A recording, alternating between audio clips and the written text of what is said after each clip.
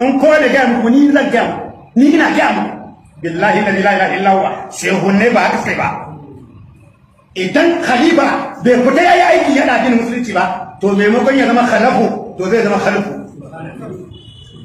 maimakon ya zama khalafu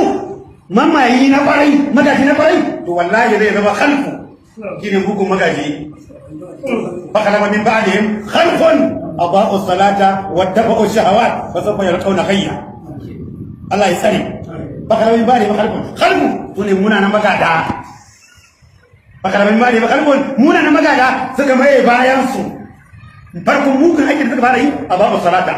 suka tuzar da sallah واتبعوا الشهوات suka bi soyayyen zukatan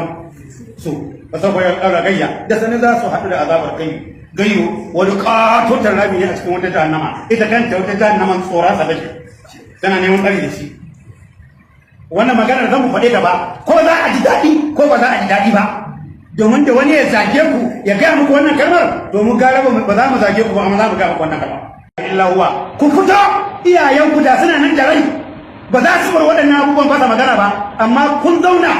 da sunan ku ne halifofi ba kwa fitowa ku kare abin da ya kamata a kare ba kwa fitowa ka goya mutane abin da ya kamata a gaya musu na gaskiya munanan mutane suna ta sukan matafiya ta kwarai ta magabatan ku kuma kun shiru billahi la ilaha illa huwa idan ku yi da gaske ba wallahi za ku fita daga gidajen ku wallahi muna gaya muku wannan ne dan wasu suna dan sai sun zage ku sannan suke faɗar wannan domin muna muku gaya muku gaskiya ne ku fito ku yi aikin da magabatan ku suka yi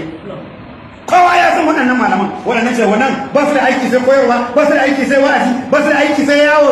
gari ƙasa lungu sako domin isar da saƙon Allah don isar da saƙon Annabi Muhammad sallallahu alaihi wasallam don isar da kalmar la ilaha illallah Muhammadur Rasulullah haka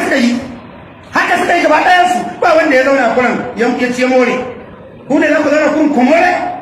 ku zauna kurin kumore kuna sa kaya masu kyau ba ku za ku tafi ku yi aiki irin na yaro ba in ko da ga muku ni zan ga ni ina ga mu billahi la ilaha illa huwa shehunne ba haka sai ba